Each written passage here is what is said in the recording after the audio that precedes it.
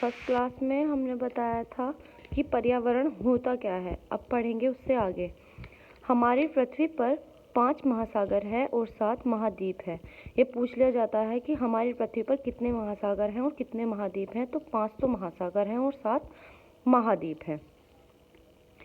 अब हमारे जो मैंने बताया था कि 3 मंडल हैं, वायुमंडल, जलमंडल, स्थलमंडल, है ना। वायु यानी कि एयर, जल मतलब वाटर और स्थल मतलब लैंड। अब ये हमारे 3 हैं, यहाँ वायु, यहाँ जल और स्थल। ये जो तीनों पार्ट हैं, जब आप इसमें से निकालोगे, इनको समुच्चय निकालोगे, तो ये थोड़ा सा वायु का पार्ट आ जाएगा, थोड़ा सा जल का पार्ट आ जाएगा और थोड़ा सा स्थल का पार्ट आ जाएगा। तो ये जो बीच का पार्ट होता है, जिसमें वायु, जल और स्थल तीनों होते हैं, उसको हम बोलते हैं बायोस्फीयर। क्या बोलते हैं हम उसको? बायोस्फीयर, यानी कि जहाँ पर जीवन संभव होता है, जहाँ पर हम रहते हैं। अब हम पढ़ेंगे स्थल मंडल होता क्या है, जिसको हम इंग्लिश में बोलते हैं लिथोस्फीयर।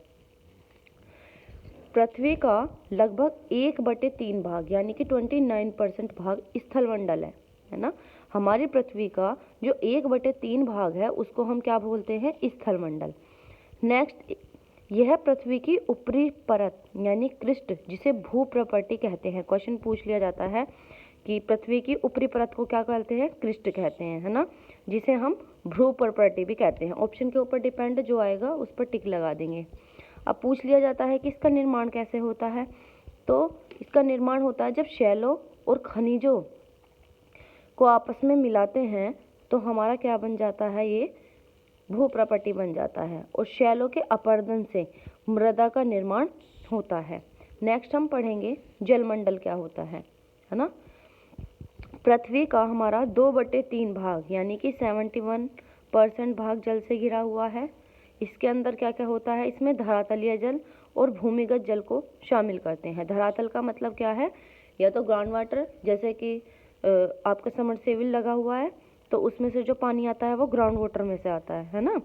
और धरातलीय जल हो गया सरफेस वाटर। अब है धरातलीय जल के स्रोत कौन कौन से हो सकते हैं, जैसे कि हमारे महासागर हो गए, है ना, हमारी सागर हो गई, हमारी लेक हो गई, झील हो गई, तालाब हो गई, नदियाँ हो गए। अब है जल का प्रकार, यानी कि जल के प्रकार कैसे हैं। देखो, पहली बात तो हमारी पृथ्वी 71% भाग जो है जल से घिराए हुए है। और इसमें भी 2 प्रकार के जल होते हैं, यानी कि एक तो होता है पानी पीने योग्य और एक होता है पानी पीने नहीं योग्य। यानी कि एक तो होता है खारा पानी, एक होता है ताज़ा पानी। तो जल में भी 71% में से भी 97.5% तो जल ऐसा है जो लवणीय जल है ना, जैसे कि महासागर है, यानी कि इतना परसेंट महासागर है हमारे, और ये पानी पीने योग्य नहीं है।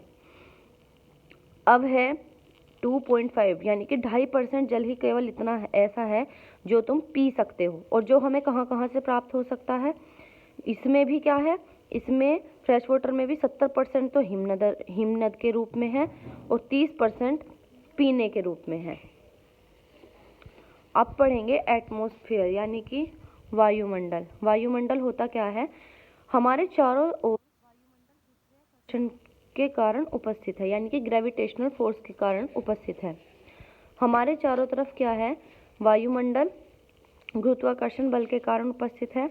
पृथ्वी के चारों ओर का वह बड़ा क्षेत्र यानी कि विस्तृत क्षेत्र जो गैसों के आवरण से ढका हुआ हो, जिसमें नाइट्रोजन, ऑक्सीजन, है ना, ये सब गैसें हैं, उनको हम क्या बोलते हैं? वायुमंडल कहते हैं। वायुमंडल में पाई जाने वाली कुछ इम्पोर्टेंट गैसें हैं, इनमें से पूछी भी जाएंगी। कोई सी भी गैस पूछ लेगा और कोई सी भी गैस का परसेंटेज पूछ लेगा। जैसे कि नाइट्रोजन, हमारे वायुमंडल में सबसे ज़्यादा गैस नाइट्रोजन पाई जाती है, जिसकी परसेंटेज है 78%, सबसे ज़्यादा पूछी जाती है ये। ऑक्सीजन उसके बाद आती है। ऑक्सीजन है 20.9%, आर्गन का है 0.9% और CO2 सबसे कम पाई जाती है, यानी कि 0.03%।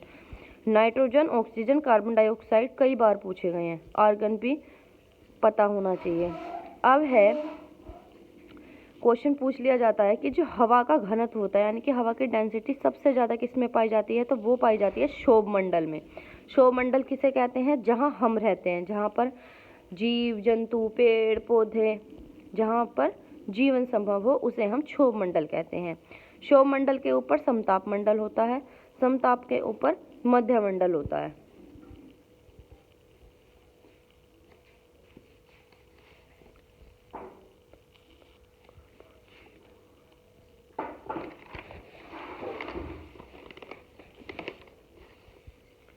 अब हम पढ़ेंगे पर्यावरण के क्षेत्र।